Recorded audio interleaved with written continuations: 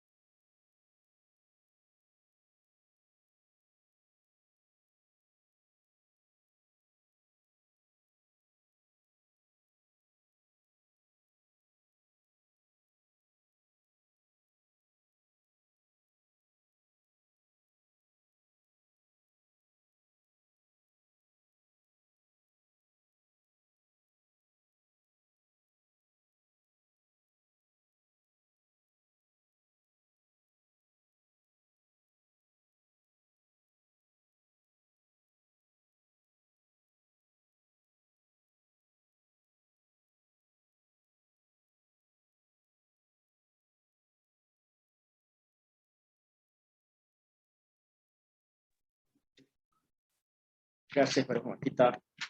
Semangat Ustaz mengajar hari ini, tak buka mic. Mic ini buka mic untuk di rumah. Okey. Jadi seperti mana yang kita bincangkan pada hadis yang lalu, pada kelas yang lalu, hadis ini menyebutkan tentang 3 bahagian hukum. Hukum-hukum Islam berkaitan dengan halal dan haram itu terbahagi kepada 3 jenis. Pertama, sesuatu yang halal. Innal halala bayyinun. Perkara yang haram, perkara yang halal itu jelas. Apa hukum minum air mineral? Apa hukum makan nasi? Apa hukum makan berbola ikan? Halal. Ada syak ke? Tak. Berbola daging? Syak tak? Tak juga. Sebab apa? Sebab kita di negara Islam secara umum. Tapi kalau berbola daging, kita duduk di negara kafir, kita kena persoalkan sebab dari mana daging tu. Tapi yang pentingnya, ada urusan yang halal yang jelas. Ada perkara yang halal jelas. Yang kedua, benda yang haram jelas. Dan ketiga, ialah perkara mushtabihat. Perkara yang di tengah-tengah. Yang berada di antara dua, yang tidak jelas. Kenapa tidak jelas? Adakah hukum Islam tak jelas? Kenapa tak jelas, Fatin? Ya. Kenapa hukum Islam boleh jadi mushtabihat?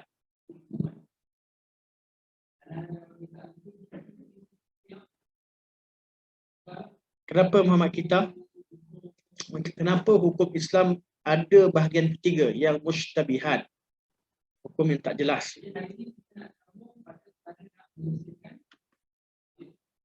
Siapa tahu? Bukankah hukum Islam ni jelas? Betul?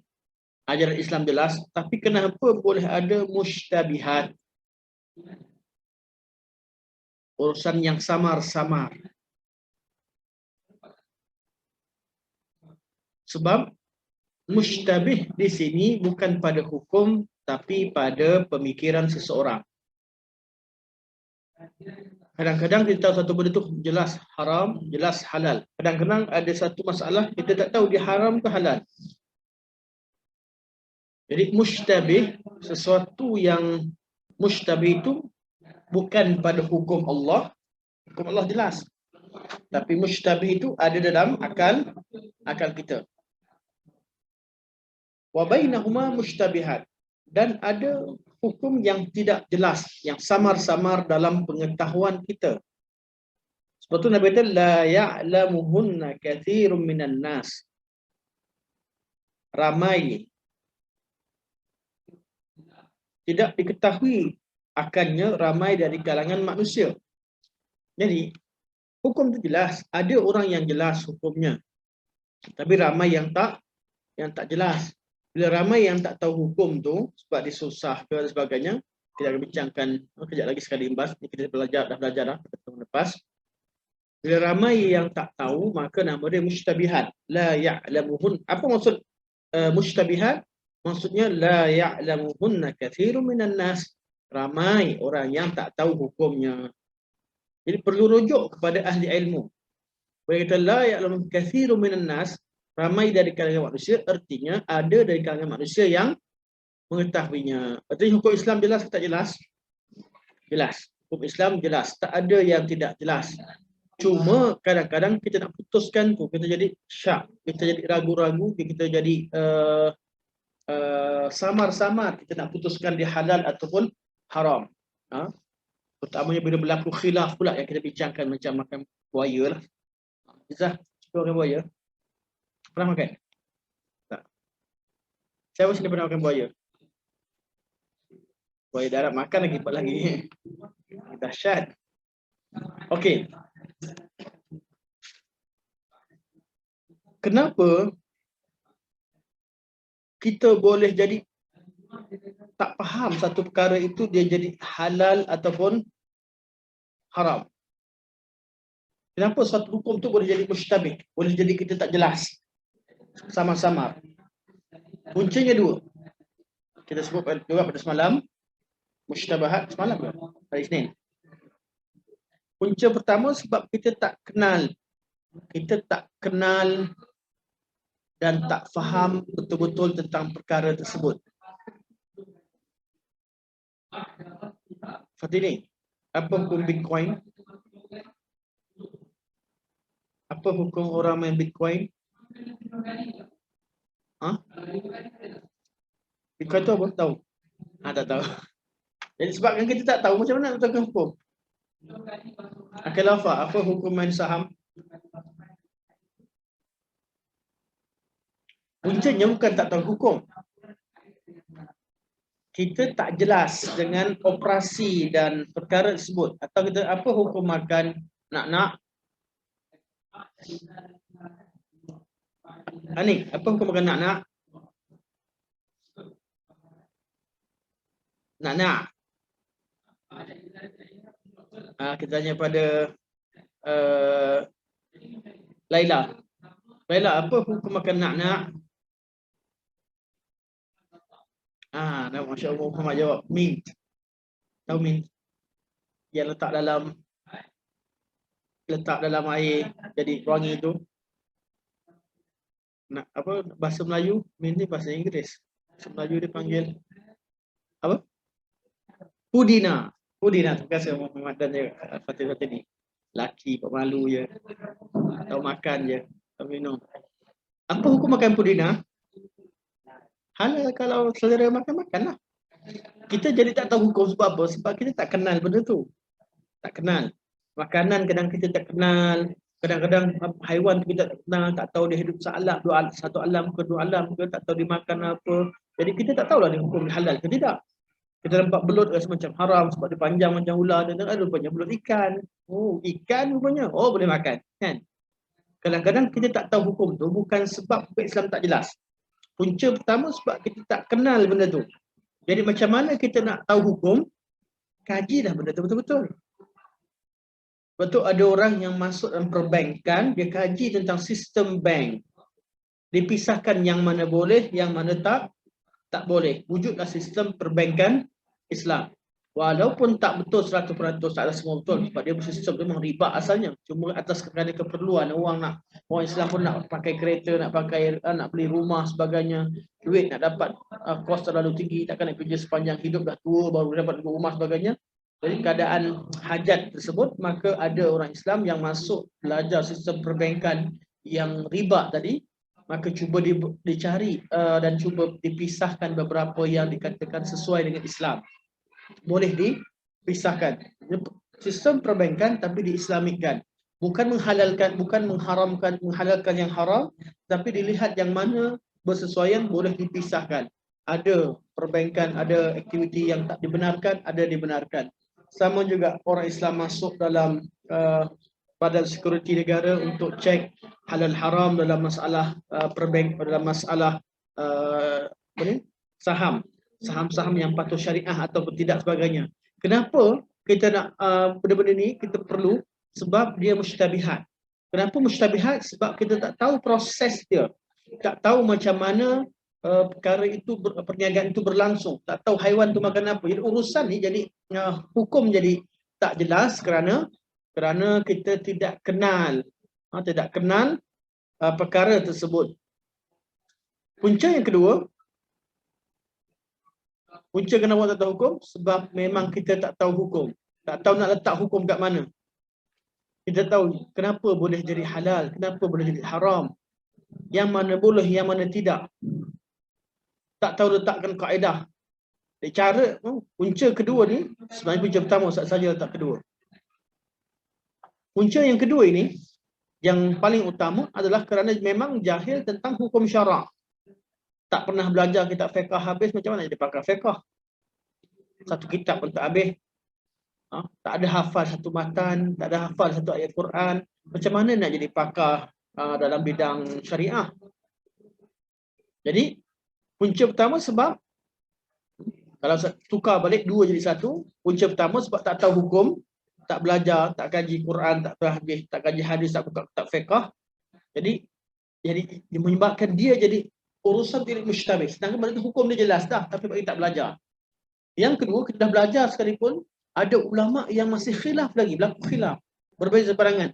Sebab apa? Sebab nak kaji tentang barang, benda tersebut masuk dalam kategori mana, macam mana prosesnya berlangsung. Kalau nak hukumkan satu benda tu, kenal suatu perkara itu. Last, dia nak mengenal satu benda, dia nak, disebabkan kita musytabih dua sebab, dua punca sahaja. Hukum Islam jelas. Hukum Islam, innal halala bayyinun wa innal harama bayyinun wal harama bayyinun. Itu sahaja hukum Islam. Islam, halal, haram jelas Allah turunkan. Kenapa jadi tak jelas? Soalan sekali lagi, sebab tak jelas pemikiran kita. Kenapa tak jelas? Sebab pertama, kita tak tahu, memang kita tak belajar habis hukum hakam, tak kaji, tak buka Quran habis, tak belajar habis. Yang kedua, sebab tak jelas, dah belajar habis dah, tapi tak tahu benda tu jelas ke tidak. Satu benda tu macam mana prosesnya, barang yang kita atau urusan yang kita bincangkan tu, kita tidak tahu prosesnya secara terperinci. Betul tak, Arif? Betul InsyaAllah. Jangan tanpa diri je. Diri untuk hilangkan ngantuk. Okey. Jadi kalau selagi kita tak tahu hukum satu benda, Nabi bagi formula, faman ittaqa syubhat, siapa yang berhati-hati itu dengan meninggalkan syubhat, istabra'a li dinihi wa irdihi, dia telah membersihkan agamanya dan maruah, nama baiknya. Jadi macam mana kalau kita tak tahu lagi hukum tu halal ke haram? Apa benda yang kita buat? Jangan buat dulu. Stop. Cari ilmu sampai hilang syubhat. Sampai kita jelas benda tu halal, kita buat. Sampai jelas benda haram, kita haramkan, kita buang. Tinggalkan. Itu nama masa musytabih ni, masa kita berada tak tahu, masa ni dah tanya ahli ilmu. Kan ramai tak tahu, tapi ada yang tahu. Masa ni dah perlu pada kaedah, fas'alu ahli zikri in kuntum la ta'lamun. Tanyalah orang-orang yang ahli ilmu sekiranya kalian tidak mengetahui.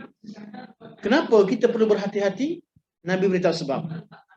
Wa man waqa'a fi syubhat, barang siapa yang dah buat perkara syubhat, artinya kalau dia tak jelas hukum satu benda, dia buat juga, dia tidak berhati-hati, dia tak tinggalkan, dia buat juga, dah terbiasa benda hukum tak jelas, buat juga, waqa'a fil haram. Sini adalah man ni syarat, waqa'a fil haram adalah jawab syarat. Dan confirm dia akan buat benda haram, mesti punya. Hukum tak jelas lagi, buat. Hukum tak jelas lagi, buat. Ada orang offer bisnes ni. Sekarang ada bisnes sedekah berimbuhan. Sedekah satu, ada orang sedekah, katalah sedekah duit RM300, nanti sepanjang hidup pihak yang menerima sedekah pulangkan duit sebanyak RM15 tiap bulan. Setiap bulan. Hakikatnya ini adalah riba. Nama sedekah ditukar nama. Kan? Selagi kita jumpa benda pelik-pelik, tanya pada ilmu, tanya pada ahlinya yang tak ramai tahu hukum tadi, cari ahli ilmu yang pakar dalam perkara tersebut, tanyakan dia dan tahu, supaya kita tahu hukum Allah Subhanahu wa taala. Wa man waqa'a fi syubhati waqa'a fil haram. Siapa sahaja yang buat perkara syubhat, dia akan buat perkara yang haram. Karra'i yar'a haula al-hima, seperti orang yang pengembada yang mengembada kambingnya di sekeliling kawasan larangan, yushiku ay yaqa'a fi, hampir-hampir ataupun pasti kambingnya akan masuk kawasan tersebut.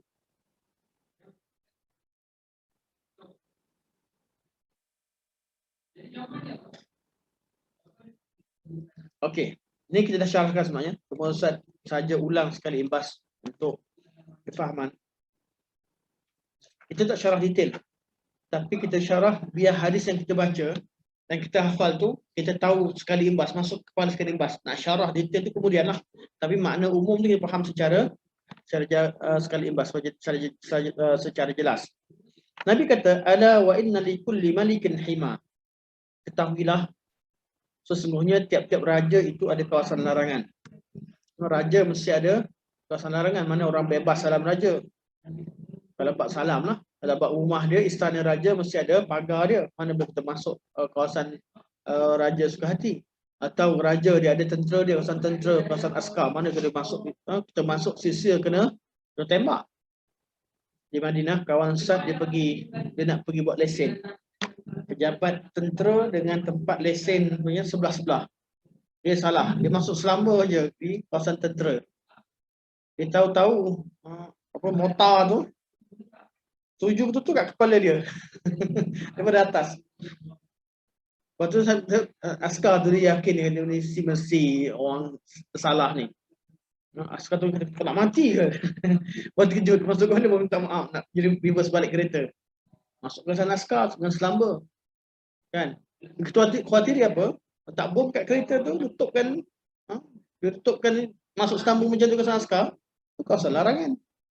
Salah masuk. Semua kerajaan ada kawasan larangan, ada kawasan rahsia, kawasan yang tak dibenarkan siapa yang masuk. Allah ada dalam dunia ni, Allah bagi kita bebas. Bebas buat apa sekalipun. Allah ciptakan wallazi khalaqalakum ma fil ardi jami'a. Allah ciptakan semua yang di bumi ni untuk manusia. Jumpa apa? Jumpa batu, kalau boleh jual lah, kalau laku. Betul? Jumpa telur, nak makan lah, nak jual lah, nak buat perhiasan buatlah. Apa? Jumpa apa lagi? Pokok-pokok boleh jadi ubat, pokok-pokok boleh jadi bahan perhiasan. Buat apa sekalipun Allah bagi, kecuali Allah haramkan pokok-pokok Allah. Ada sesuatu yang diharamkan.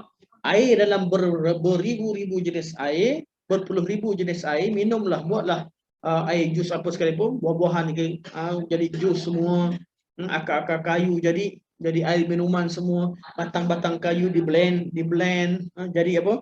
Minuman macam-macam kan? Batang-batang sayur-sayur lah, semua boleh jadi minuman. Allah cuma haramkan arak. Arak ni kawasan larangan. Arak kawasan larangan. Apa yang Allah halal, Allah ciptakan untuk kita, tapi ada sempadannya. Bergeraklah kat sini, Sungai Buloh, pergi mana sekalipun. Tapi jangan suka-suka masuk penjara Sungai Buloh suka hati. Betul tak? Bukan askar yang masuk penjara, kawasan penjara pun masuk. Tak ada, kawasan larangan. Nak masuk penjara kena tinggalkan IC, kena tukar kad, kena ada escort. Tu Ustaz yang mengajar penjara. Saya pernah mengajar penjara, macam-macam. Kena pada macam-macam lah. Kaedah nak masuk dalam, nak mengajar sekalipun, apa lagi orang sengaja nak masuk, tak boleh. Allah pun kena haramkan, ada tempat yang Allah larang. Kalau orang terbiasa masuk ke kawasan-kawasan duduk, dia tak masuk. Kawasan larangan tu tak dipagarkan, tapi digazetkan sebagai kawasan larangan.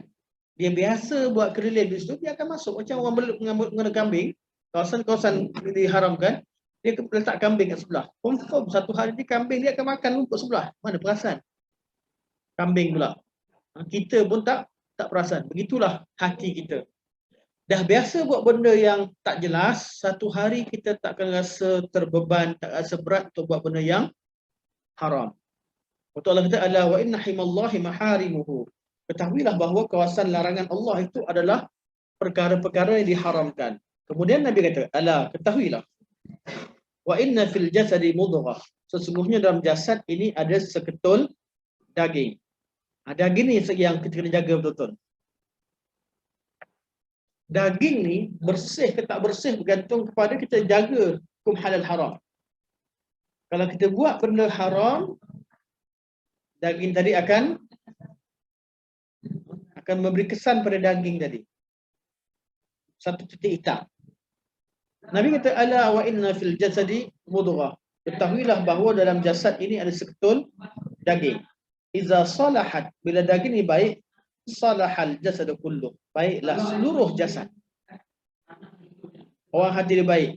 Hati dia baik, kata dia baik tak? Baik. Senyum, tolong orang, ucapannya subhanallah, zikrullah, sebagainya. Hatinya jahat, anggota dia pun jahat. Nabi kata iza salahat, bila hati daging ni kalau dia baik, baiklah seluruh anggota badan. Wa iza fasadat, bila daging ni dia buruk atau jahat, fasadal jasadu kulluh, akan buruklah seluruh anggota badan, itu jasad keseluruhannya. Ala, ketahuilah, wahyal qalbu, sebetul daging itu adalah hati.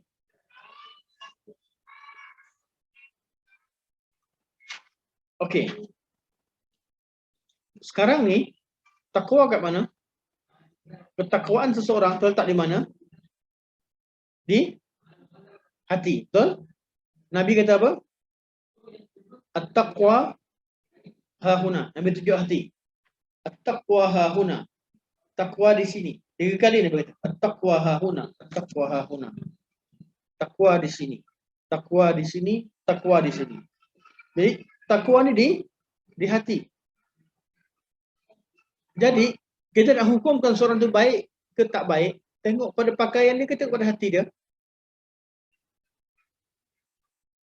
Selalu kita dengar makcik-makcik, makcik kata, alah pakai burdah, abaya. Hati buruk, kita ni tak ada nak ngata orang. Walaupun tak pakai tudung. Macam mana Fatin nak jawab? Cepat sikit. Raja kata, Islam seseorang ni baik tengok pada hatilah, hati bersih, hati mau bersih. Pakai tudung tapi asyik pandang buruk kat orang je. Haram sana, haram sini. Pakai tudung tapi mengata orang. Ingat orang tak pakai tudung ni hati kotor ke? Akil. Fatin dulu, Fatin. Buat sikit suara.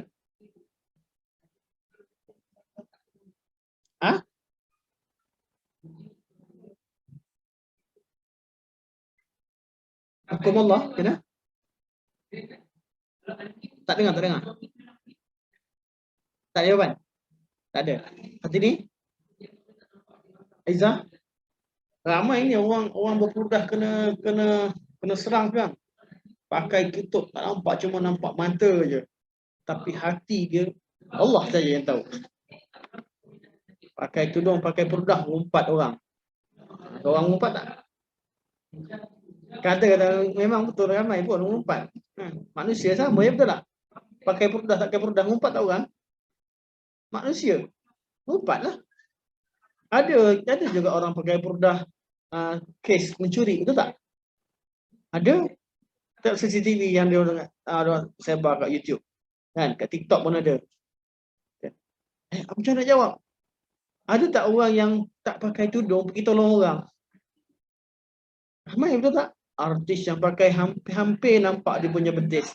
Betis? Peha, hampir nampak peha. Tapi tolong orang. Mana satu baik ni? Akil tolong jawab, Ustaz Akil. Nak pergi Pinang yang pakai purdah ke pergi Pinang yang pakai nampak peha? Akil.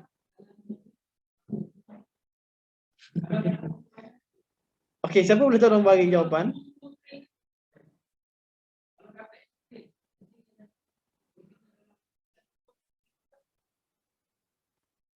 Macam mana nak jawab? Nabi kata takwa di sini. Ya. Ulang. Alamak. Lama je tak? Tadi saya terlelap. Allah. Okey. Okey. Ada orang dia tak pakai tudung, dia buat benda haram, dia tak pakai tudung, dia ni sekali. Tapi ada bila dia nak orang tegur dia pasal tudung, dia pakai tudung tapi hati kotor buat apa? Dia kata berapa ramai pakai tudung tapi ngumpat orang, mengata orang, sangka buruk kat orang. Lebih baik tak payah pakai tudung tapi hati bersih, tak ada nak ngata orang. Jawab, macam mana jawab? Kita tanya Mulailah lah. Kat mana suara? Lama tak kita tak interaksi ikut online. Silakan Mulailah. Dengar Ustaz, sebenarnya saya pun tak tahu jawapan dia. Cumanya saya Yang pasal dia mengubah orang tu kan. Dia yang dia buat baik tu, kira dia buat baik pada manusia lah. Tapi dengan Allah dia berani melanggar hukum Allah. So dia tak baik daripada segi situ lah. Okey, dengar jawapan Mulana. Dengar kan? Okey. Alhamdulillah, terima kasih. Ada lagi jawapan lain? Jawapannya, okey, soal jawapan lah. Okey, kita takut tak sempat ke hadis seterusnya. Jawapannya ni hadis ini. Ketahuilah ada dalam hati ni, dalam diri kita ni ada seketul daging. Kalau hati baik, baiklah. Kalau hati baik, pakai tudung lah tu. Penyakit kat mana? Penyakit agama ni ada banyak. Ada orang penyakit tak nak tutup aurat, ada penyakit mengumpat, ada orang penyakit makan benda haram, ada orang penyakit mencuri. Betul tak? Semua maksiat dalam agama ini dinamakan sebagai penyakit. Amradul qulub. Penyakit-penyakit hati. Sebabkan hati sakitlah dia buat benda yang haram. Buat benda haram, bertambahlah penyakit. Bertambah penyakit. Orang yang suka tengok benda haram, masuk dalam titik penyakit, titik hitam. Sebabkan dia pernah buat, dia nak buat lagi. Orang yang dah pernah buat benda yang haram, dia dah terbiasa, dia akan buat lagi. Tentu orang buat syubhat, benda syubhat, dia akan buat lagi. Lama-lama, confirm dia buat benda yang haram. Syubhat tak jelas, kadang-kadang halal, kadang-kadang haram. Dia buat benda haram, dah buat benda haram, dia akan terbiasa untuk buat haram lagi. Jadi kita ni kena latih, jangan langsung buat benda haram. Tinggalkan, dan jangan buat benda tak jelas, benda syubhat, supaya kita jangan terdetik untuk buat benda jahat. Kerana bila buat benda jahat, lama-lama dia akan jadi, hati jadi hitam. Bila jadi hati jadi hitam, hati jadi busuk, hati jadi buruk, benda jahat nampak baik. Ramai tak orang sekarang diperjuangkan LGBT? Tahu LGBT? Orang perjuangkan buat benda-benda ni. Sebab tu benda, Rasul Muhammad kata, jangan dekat. Jangan dekat. Okey. Muhammad kita tanya, apa definisi syubhat? Syubhat adalah sesuatu yang tidak jelas hukumnya. Dalam bab ini, musytabihat, syubhat dalam bab ini, hukum yang tidak jelas.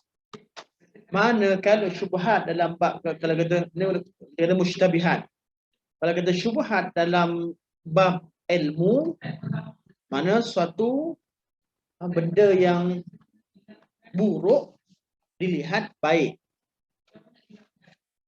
Okey, dalam bab ini, bab halal haram, kita ada halal, al-haram, ada mushtabahat atau mushtabihat. Mushtabihat ni yang kadang-kadang disebut dengan istilah mushtabih atau kadang disebut dengan istilah syubhat, artinya hukum-hukum yang tidak diketahui atau hukum-hukum yang tak jelas dalam pemikiran seseorang. Benda yang tak jelas, dan setengah daripada dalam istilah akidah dan masalah-masalah manhaj dan sebagainya, syubhat juga diguna pakai pada perkara-perkara yang jahat dilihat baik, perkara-perkara yang salah dianggap betul. Itu syubhat. Itu salah faham. Salah faham dalam agama juga dinamakan sebagai syubhat. Yang lawannya syahwat dan syubhat, dua penyakit. Jadi semua maksiat, semua perkara yang Allah haramkan adalah penyakit. Penyakit ada berapa? Penyakit dibagi pada dua jenis. Satu penyakit badan, yang kedua penyakit hati. Betul? Penyakit badan adalah penyakit-penyakit yang dihantar ke hospital. Atau dihantar ke mana? Ke tabib. Tabib Cina ke mana ke? Sakit jantung, penyakit hati ke penyakit badan? Penyakit badan. Walaupun hati yang sakit, jantunglah hati sebenarnya tu. Walaupun di IJN yang pergi sana, orang tu berpenyakit hati ke penyakit badan? Penyakit badan.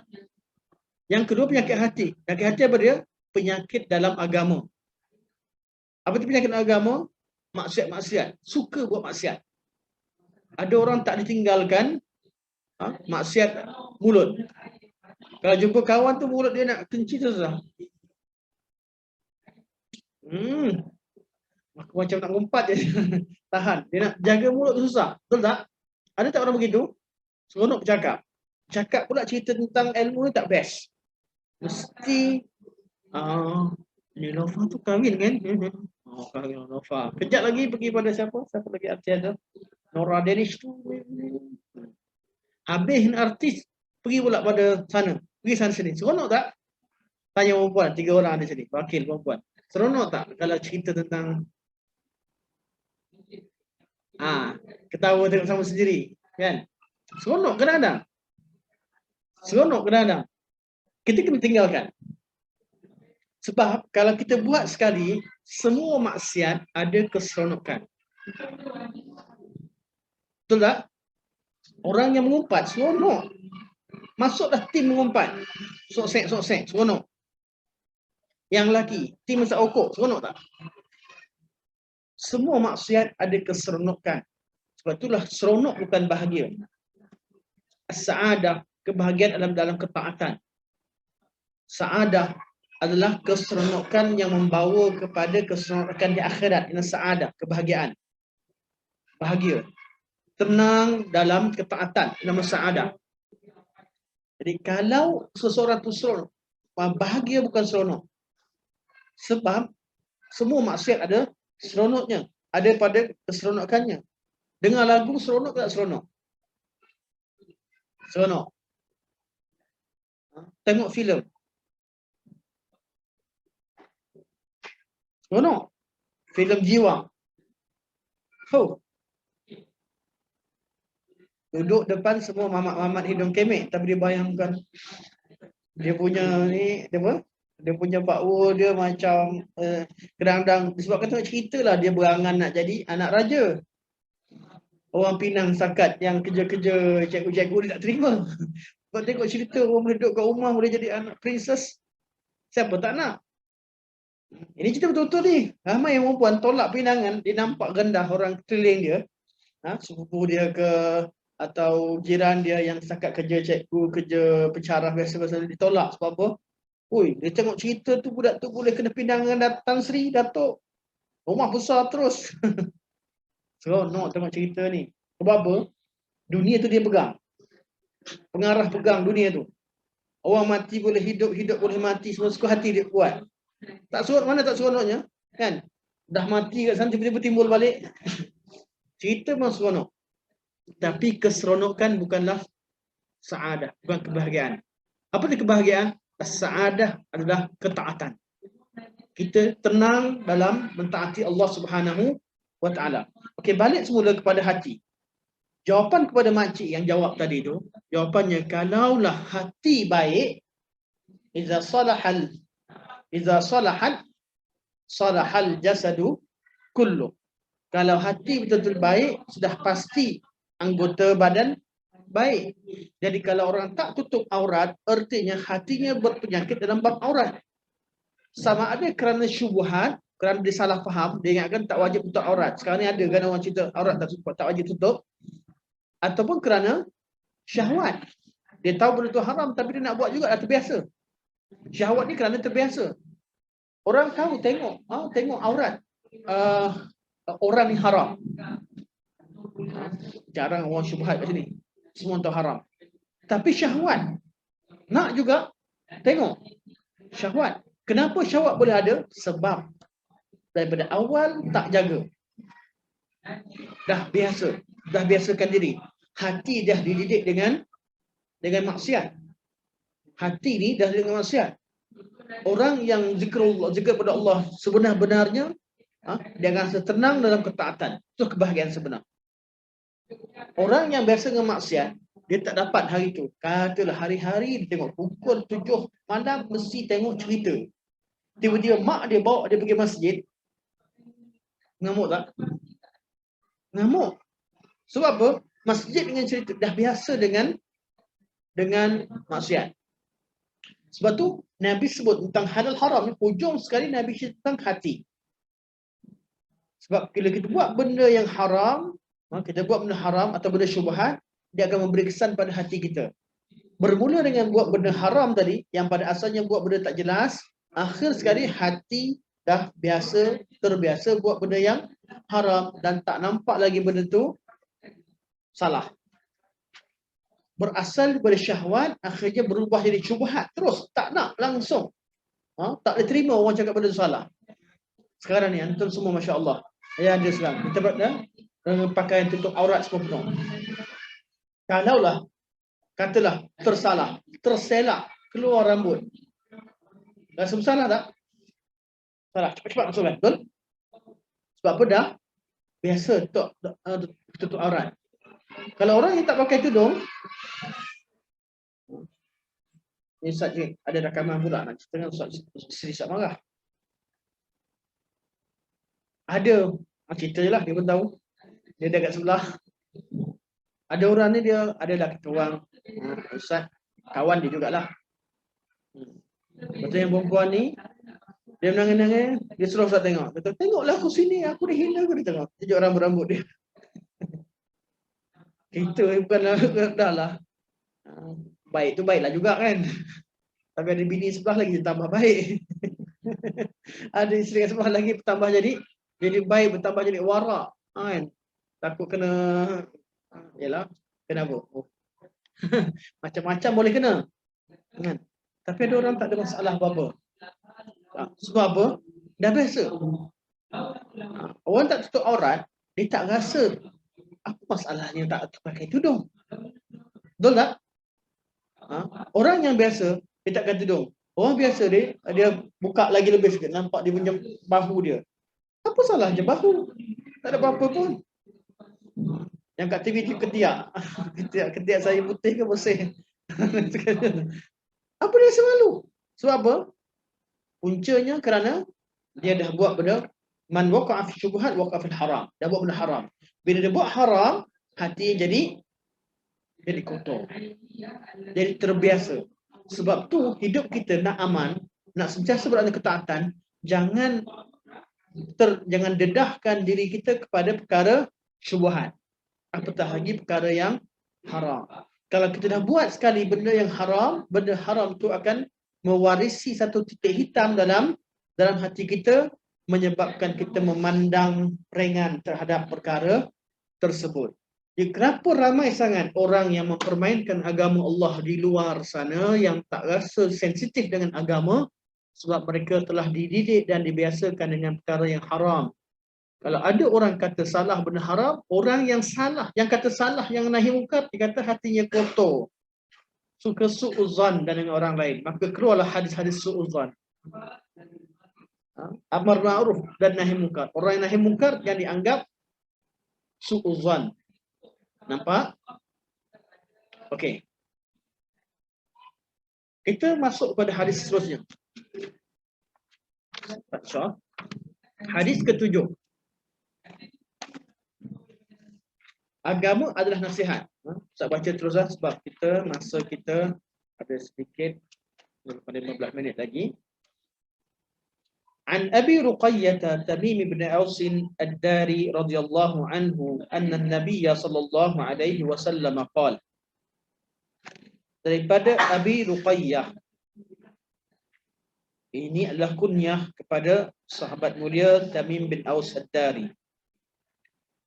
Daripada Abi Ruqayyah,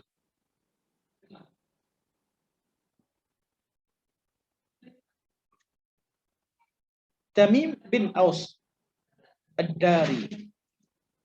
Okay. Tamim bin Aus orang mana? Tamim bin Aus ad-Dari orang mana? Orang Palestin. Orang Palestin. Palestin ke Palestin? Semua boleh. Palestin, tiga-tiga ni boleh. Orang Palestin boleh. Orang Palestin boleh. Orang Palestin pun boleh. Palestin. Orang Palestin, seorang sahabat yang mulia, Tamim bin Aus ad-Dari daripada Palestin. Kenapa tahu tentang Palestin? Tamim ni ialah rahib. Orang yang zahid dan rahib pada zaman jahiliahnya, zaman sebelum masuk Islam. Famous lah orang ahli ibadat di Palestin. Masuk Islam tahun ke-9 Hijrah. Datang ke Madinah untuk bertemu dengan Rasulullah SAW setelah Islam kuat. Masuk Islam ketika itu. Banyak kisah berkaitan dengannya. Cuma Tamim bin Aus Ad-Dari ni ketika beliau awal jumpa Nabi, beliau kata, aku orang Palestin, aku orang tak sedapnya Ramallah atau satu tempat di Palestin. Saya cek semula nama negeri yang diminta. Salah satu di negeri Palestin kata, kalau sesungguhnya di situ telah tempat tanah airku, maka serahkan ia padaku. Itu untuk diperintahlah untuk diuruskan. Pada zaman Sayyidina Umar bin Khattab, bila Umar buka Palestin, kawasan tersebut diserahkan kepada Tamim bin Aus Ad-Dari kerana janji Nabi SAW kepadanya. Sebab tu saya ingat dia orang Palestin. Tapi silap Ustaz tak bawa catatan. Tapi antum boleh tengok. Tamim bin Aus Ad-Dari Al-Falastini, orang Palestin. Radhiyallahu anhu.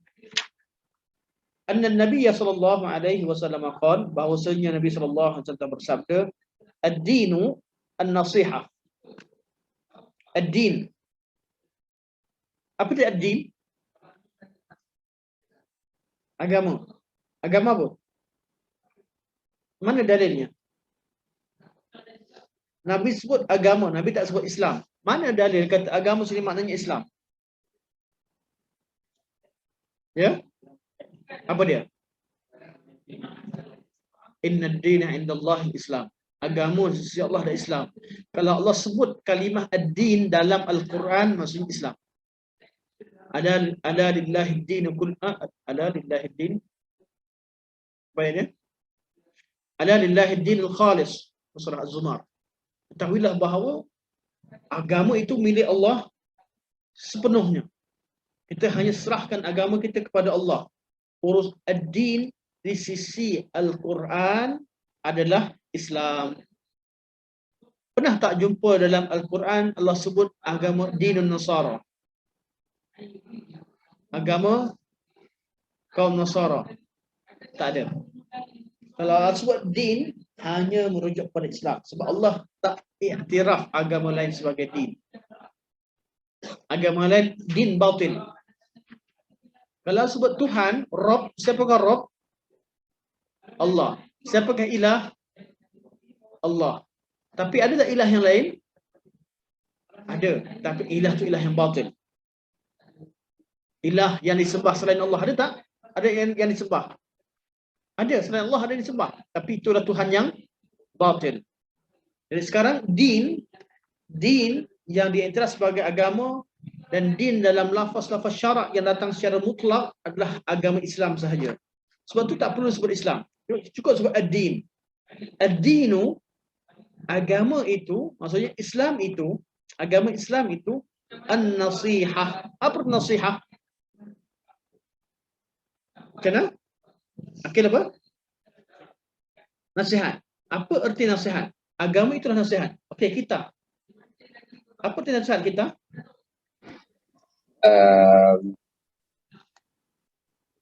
Nasihat. Kat mana suara dia? Ustaz nak bagi suara kita dengan semua. Okey, silakan kita. Dapat. Apa erti nasihat? Kalau kita bagi nasihat kat kawan, apa maknanya? Teguran, apa maknanya? Apa erti nasihat?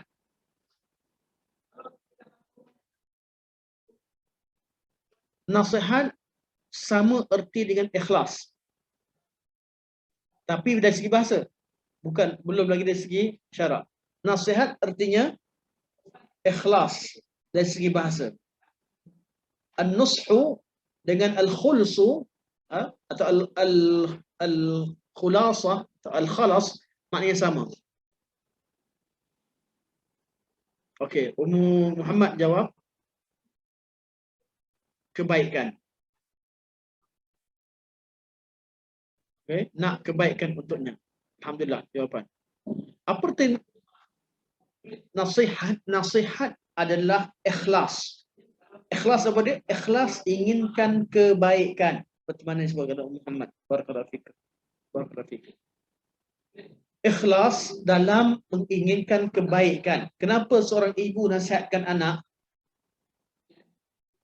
Sebab ibu nakkan kebaikan untuk anaknya. Inginkan kebaikan dan tidak inginkan yang langsung tak nak aibkan, langsung tak nak dia luka hati, langsung tak nak rasa dia ni hebat. Betul-betul nak dia kebaikan pada dia, itu namanya an-nasihah. Jelas? Nasihat artinya inginkan kebaikan. Jadi agama ni, ad-din, agama Islam adalah an-nasihah. Agama Islam hanya semata-mata inginkan kebaikan. Inginkan kebaikan atau kita kata inginkan betul-betul murni dan suci dalam tujuan dan maksudnya. Jadi sahabat bertanya, qulna, kami berkata, liman, untuk siapa? Kebaikan bagi siapa? Ingat an-nasihat untuk siapa? An-nasihat ni nak cari bahasa Melayu pun tak dapat perkataan yang seumpamanya. Sebab orang Melayu guna nasihat untuk nasihat. Kan? Ini bukan nak mengata nasihat. Kan? Ramai orang buat nasihat. Nasihat kadang-kadang nasihatkan orang sebab apa nak aibkan orang. Nasihat ke tak tu? Bukan nasihat. Contohnya kita nampak kawan kita buat salah. Kita pun nampak buat salah. Ada pula kawan yang lain. Aku nasihat kau ni Nasihat bukan macam tu.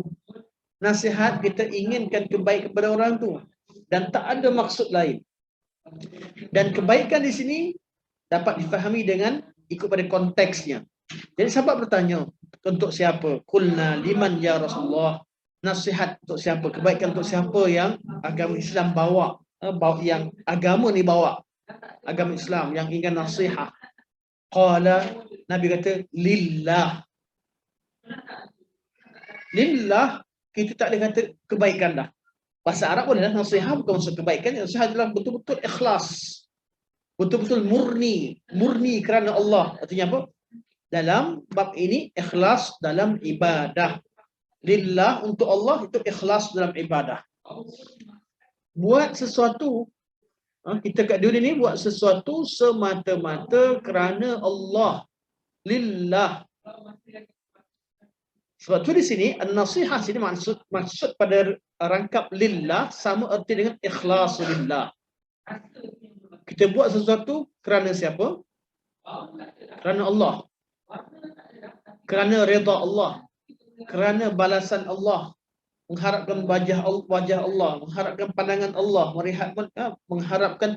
mengharapkan balasan Allah Subhanahu Wa Taala, bukan dengan harapan-harapan yang lain. Lillah. Jadi untuk Allah, kita tak kata kebaikan untuk Allah. Tak. Kita kata ikhlas dalam beribadah kepada Allah Subhanahu Wa Taala. Ini agama Islam. Dalam ibadah, tak ada yang lain. Kalau rokok tu, betul-betul kerana Allah. Bukan sebab Pak Mentua lalu. Katalah, kita lalu. Ada bapa budak yang kita suka, kan? Kalau masa tu kita tengah buat baik kita buat kerana Allah, bukan kerana fulan, bukan fulan dan fulan. Akil selalu jadi imam kat sini, kan? Kebetulan pula ada orang perempuan kat luar. Biasa baca surah apa itu? Wattin wa zaitun wa duha. Mentang-mentang perempuan kat luar, terus laisal birra an tuwallu wujuhakum. Ui, panjang pula akhir lagi ni. Contohnya. Uhilla lakum lailatul siyam rafathu ila nisa. Okey. Tapi memang ke uhilla lakum lah itu kan? Uhilla lakum lailatul siyam rafathu ila nisaikum. Okey. Jadi kadang-kadang nampak orang nampak orang yang ni, ada orang diubah. Solat seorang, surah apa dia baca? Inna a'tayna qul huwallahu ahad. Betul? Jadi imam je, subhanallah. Rabbi qad ataitani minal mulki wa 'allamtani min ta'wilil ahadits. Surah Yusuf. Kan? Surah Yusuf. Ayat kedua masuk surah Ar-Ra'd. Surah yang seorang salat kita, ibadah kita kerana Allah. Depan orang, belakang orang sama. Bukan bila nampak orang jadi tak beramal. Tidak juga sebaliknya. Tak beramal, nampak orang terus beramal. Kedua-duanya tidak ikhlas. Okey, adillah. Kita rekaskan sekali lagi 5 minit. Wali kitabihi. Dan agama Islam ini dan keislaman kita adalah an-nasihah li kitabillah. Buat semua benda kerana inginkan nasihat terhadap kitabullah. Apa nasihat? Betul-betul ingin ikut kitabullah. Ya Allah, ikhlas pada Allah. Kebaikan dalam kitab artinya kita nak taat dan ikut betul-betul undang-undang yang Allah Subhanahu wa taala turunkan dalam Al-Kitab. Beriman betul-betul. Suatu hadis ini dengan satu kalimah saja. Menurut Imam Nawawi rahimahullah, hadis ini merangkumi agama secara keseluruhan. Bukan sahaja pada sebuah hadis, tapi hanya kerana satu perkataan yang disebutkan di sini, wali kitabihi, kerana nasihat untuk kitab, kerana isi kandungan agama keseluruhannya kembali dalam Al-Kitab. Kalau orang inginkan kebaikan yang ada dalam Al-Kitab, itu ingin taat kepada isi kandungan Al-Kitab, beriman dengan apa yang terdapat Al-Kitab, iaitu dalam Al-Quran Al-Karim, di sini dia telah melaksanakan tanggungjawab agamanya. Agama ini, pertama sekali, tugas kita sembah Allah dengan sebenar-benarnya. Nasihat lillah. Tugas kita kedua, agama kita adalah nasihat terhadap kitabullah. Semua yang kita buat, kita inginkan berpandukan kitabullah, agungkan kitabullah, sayangkan kalamullah, jadikan kalamullah sebagai panduan. Ini namanya nasihat di kitabillah. Yang ketiga, wali rasulihi. Nasihat untuk Rasulullah. Nasihat, iaitu betul-betul buat sesuatu dengan penuh cinta dan sayang dan mengikut sunnah Rasulullah sallallahu alaihi wasallam. Betul nasihat kat sini bahasa Melayu nak letakkan apa? Ada nasihat. Memang tak ada perkataan yang boleh memaknakan nasihat di sini kecuali dengan kita syarahkan dan kita fahamkan maksud sebenar. Bahasa Melayu sebab kita pakai nasihat untuk memberi nasihat. Itu yang famous bahasa Melayu. Tapi bukan betul. Nasihat kita perlu pada nasihat. Ibadah kita perlu kepada nasihat. Pemahaman kita terhadap Alkitab perlu pada nasihat. Hafalan kita terhadap kitab perlu pada nasihat. Pengamalan kita terhadap sunnah perlu kepada nasihat. Iaitu betul-betul inginkan kebaikan dalam ketaatan dan dalam mengikut sunnah Rasulullah sallallahu alaihi wasallam. Dan seterusnya yang keempat, wali a'immatil muslimin. Dan nasihat yang keempat, agama ni ajarkan kita untuk a'immah. Apa maksud a'immah? Pemimpin-pemimpin kaum muslimin. Dan yang kelima, wa'ammatihim. Dan kaum muslimin secara keseluruhannya. Di kebaikan yang keempat untuk pemimpin-pemimpin kaum muslimin. Nasihat yang kelima adalah untuk kaum muslimin secara umum. Ammatihim, orang awam dari kalangan kaum muslimin. Pemimpin kaum muslimin siapa? Kalau sebut a'immatul muslimin, siapa mereka? Satu, pemerintah. Sebab tu hidup kita wajib taat kepada pemerintah dalam ketaatan, dalam kebaikan.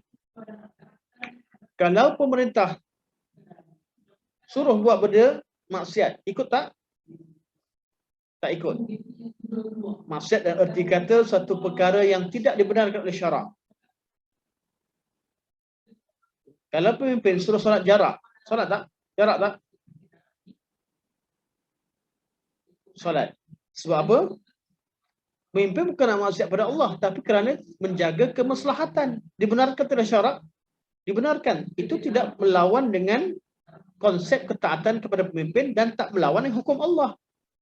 Allah membenarkan Allah benarkan kita solat, dan sekiranya ada kemudaratan atau dijangkakan kemudaratan atau dikhawatiri berlakunya kemudaratan dengan perkara tertentu, maka kita boleh jarakkan saf. Bukan kerana kita tidak beriman dengan sunnahnya merapatkan saf, tapi keadaan semasa. Keadaan semasa dengan penyebaran penyakit begini, orang jarakkan saf perintah pemimpin, kita perlu ikut. Di pemimpin pertama yang disebutkan dalam Nas bersebut Aimatul Muslimin, yang dinamakan sebagai imam adalah pemerintah. Yang kedua adalah ulama-ulama al-imam, al-immah di kalangan Asy-Syafi'i, Maliki. Orang-orang alim dari kalangan umat ini juga dinamakan sebagai imam. Kita dengar Imam Ahmad, Imam Syafi'i, Imam Malik, Imam Abu Hanifah. Kenapa mereka sebagai imam? Sebab mereka pemimpin-pemimpin kaum muslimin dalam mengurus, dalam menetapkan hukum hakam, dalam memahami hukum hakam berkaitan dengan urusan agama mereka. Jadi pemimpin ada yang pimpin kita dalam urusan dunia, dalam ketaatan yang umum kata keduniaan, dan ada yang pimpin kita dalam urusan agama, iaitu imam-imam, orang-orang alim. Mereka inilah pemimpin-pemimpin dari kalangan ulama dan wa'ammatihim, dan untuk orang awam. Kawan sekarang sahabat kita banjir di mana sekarang? Terengganu, Kelantan. Kita duduk jauh tapi angkat tangan menangis, ya Allah, Tuhanku selamatkan mereka, ya Allah, mudahkan usaha mereka, ya Allah. Kita lalu ke tepi jalan, nampak kereta orang rosak, kita tak mahu tolong, kita nak kejarkan jadual. Tak sempat nak tolong, doakan, ya Allah, mudahkan urusan dia, ya Allah. Kerana apa? Kita inginkan nasihat lil muslimin, inginkan kebaikan untuk kaum muslimin. Dengar sekarang orang Islam ditindas di mana? Di India. Perempuan-perempuan dipaksa untuk cabut auratnya, cabut tudungnya, mendedahkan auratnya, tak benarkan pakai tudung. Kita berdoa kepada Allah Subhanahu wa taala, ya Allah, ya Tuhan, mudahkan urusan mereka, ya Allah. Kau hancurkanlah kuasa-kuasa jahat yang mencekam dan menghalang agama-Mu, ya Allah. Kita doa. Kenapa kita doa? Nasihat lahum, ingin kebaikan untuk mereka. Dia nasihat, bukan bererti pergi cari kakak-kakak yang kena cabut tudung tu. Oh, aku nasihat kau. Nasihat kadang-kadang dengan perkataan, kadang-kadang dengan doa, kadang-kadang dengan derma, kadang-kadang dengan bantuan tenaga, kadang-kadang dengan idea, kadang-kadang dengan mudahkan urusan. Ini semua namanya nasihat. Inginkan kebaikan untuk saudara Islam kita. Jadi ada 5 perkara. Sebagai penutup, 5 benda. Pertama, nasihat lillah. Yang kedua, li kitabihi. Yang ketiga, wali rasulihi. Yang keempat, wali a'immatil muslimin. Yang kelima, wa ammatihim. 5 ni agama kita, pastikan 5 tempat ni kita inginkan kebaikan. Jumpa orang Islam jangan niat jahat, jangan dengki, jangan inginkan ambil. Jumpa orang Islam, kita nak kebaikan untuk dia. Apa yang kita mampu bagi? Paling kurang senyum. Kan? Walaupun senyuman kita tak manis, bagi senyuman. Betul? Kalau rasa tak mampu senyum dengan nampakkan gigi sebab gigi ada lubang, tutup mulut. Senyum juga. Okey? Okey, sampai sini dulu. InsyaAllah 3:48. Lepas ni Ustaz Aziz. Subhanakallah wa bihamdika asyhadu an la ilaha illa anta astaghfiruka wa atubu ilaik. Wa sallallahu ala sayyidina Muhammad wa ala alihi wa sahbihi wa barik wa sallam. Alhamdulillahirabbil alamin. Assalamualaikum warahmatullahi wabarakatuh. Wafikum barakallah. Hayyakumullah. Jazakumullah khairan insyaallah.